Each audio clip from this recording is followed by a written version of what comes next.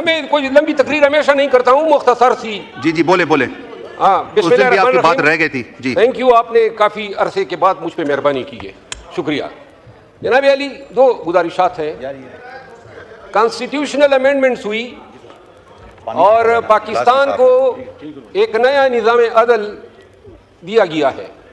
इस निज़ाम अदल के नतीजे में अब जो 3 सीनियर मोस्ट जज होंगे, सीनियर प्यूनी जज और 2 नेक्स्ट सीनियर जजेस, उन तीनों की ये तवक्कुआत होगी कि हुकूमत या वज़ीर आज़म इनमें से किसी एक को भी चीफ जस्टिस बना सकता है। और यूँ इन तीनों में से कोई भी हुकूमत वक्त को नाराज़ करने की कोशिश नहीं करेगा। पहले से ही हमारा निज़ाम अदल जो है 138वें नंबर पे दुनिया के इंडेक्स पे आ रहा है। मुकदमात जो हैं वो दहाइयों तक चलते रहते हैं।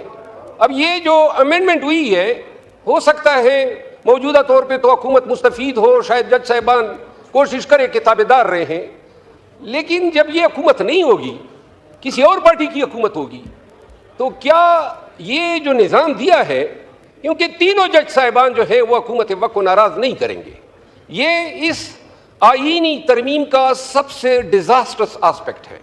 और जिस मुआशरे में ऑलरेडी हमारी अदालतें जो हैं, कल जो लॉ मिनिस्टर फरमा रहे थे, कोई इनकी शानदार तारीख नहीं है इंसाफ करने की। जुल्फ़कार अली भुट्टो शहीद को इसी सुप्रीम कोर्ट ने तख्तेदार पे लटकाया था। इसी अदलिया ने जस्टिस मुनीर भी पैदा किया, इसी अदलिया ने इफ्तिखार चौधरी भी पैदा किया, इसी अदलिया ने साकिब निसार को भी जन्म दिया, जस्टिस डोगर भी आए, जस्टिस कोसा भी आए, और सबसे ज्यादा प्रो मुनीर जस्टिस फाइज दीसा भी आ गए। इस निज़ाम अदल की होती हुई जो पहले से था, कोई मायनाज नहीं था। मैं 32 साल मेरे हो गए इस पेशे से वाबस्ता। इस पे खुश होते हैं जज साहिबान के हमें अदालतों में माई लॉर्ड पुकारा करो। अंग्रेजों के दौर में लॉर्ड्स हुआ करते थे और वो जज हुआ करते थे, तो उनको हम माई लॉर्ड्स कहते थे कि खानदानी शजरे उनके लॉर्ड से मिलते थे। यहाँ पे तो अब जिस तरीके से इफ्तिखार चौधरी ने भर्तियों का सिलसिला शुरू किया और जो जज साहिबान एलिवेट हो गए, और अब जो सुपीरियर जुडिशरी पे जो अदलिया बैठी हुई है, वो उस समेत बंदियाल भी समेत, वो भी कोई इतना मायनाज जज नहीं था, उसने भी दड़न तख्ता किया था। ये देखिए, कोई आपका, कोई हमारा, कोई हम पे मेहरबान, कोई आप पे मेहरबान। हमें मेहरबान जज चाहिए ही नहीं, आज़ाद जज, बल्कि आज़ाद से भी ज़्यादा जिम्मेदार जज चाहिए जो इंसाफ कर सके। साकिब निसार आया था, उस वक्त भी हम कहते थे 1 किलो ना बना हुआ था और डैम बना रहा था। बदबख्त डेम के साथ तुम्हारा क्या काम है? फिर आप ये देखें, फाइज ईसा के बंदियाल आया 12 बजे, उसने अदालत भी खोली, और फिर वही बंदियाल साहब थे। सुप्रीम कोर्ट ने तारीख में पहली दफा फैसला दिया, और जब हुकूमत ने आंखें दिखाई तो उस फैसले पे कोई अमल दरामद नहीं हुआ। इससे पाकिस्तान में कानून की हुक्मरानी की बेखनी हुई। जनाब अली, गुजारिश ये है कि ये जो बिलावल भुट्टो जरदारी साहब काजी फाइज ईसा को जो खराज तहसीन पेश कर रहे थे, जो डोंगरे बरसा रहे थे, ये वही काजी फाइज ईसा हैं जिसने पाकिस्तान की सबसे बड़ी पार्टी को बेनिशान किया।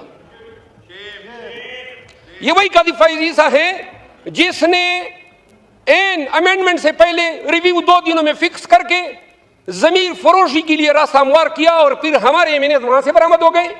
और वो एमएनएज, अब वो एमएनएज जो थे, हमारे पहले कोलीग थे, वहां पे गए।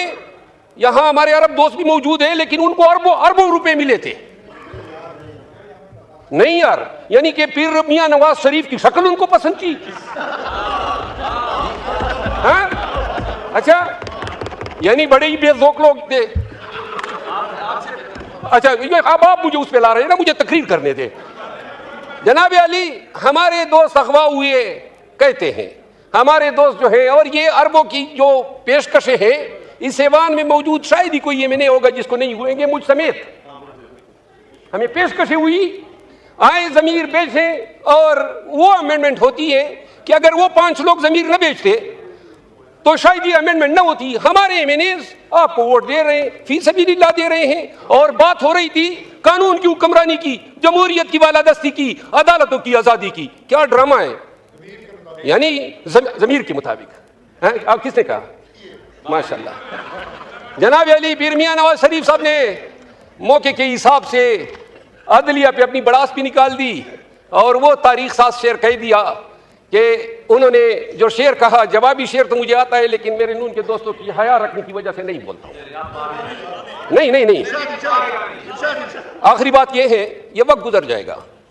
हम मंसूर अली शाह साहब को ला रहे हैं या अफरीदी साहब को ला रहे हैं या कॉन्स्टिट्यूशनल बेंच के सरबराह के तौर पे अमीनुद्दीन खान को ला रहे हैं।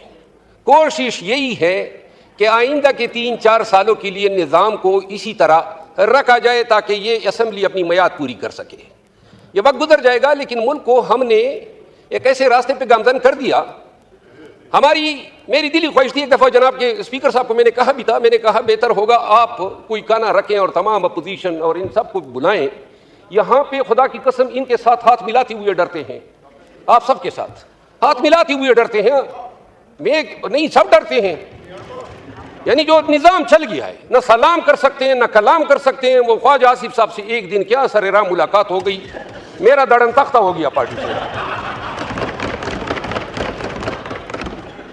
तो मेरी गुजारिश ये है जनाब स्पीकर कि ये जिस तरीके से अमेंडमेंट लाई गई, शायद ही बॉर्डर लाइन पे हम रह गए। थोड़ा सा अगर एक हमें अकोमोडेट कर देते तो ये कंसेंसस से भी लाई जा सकती थी।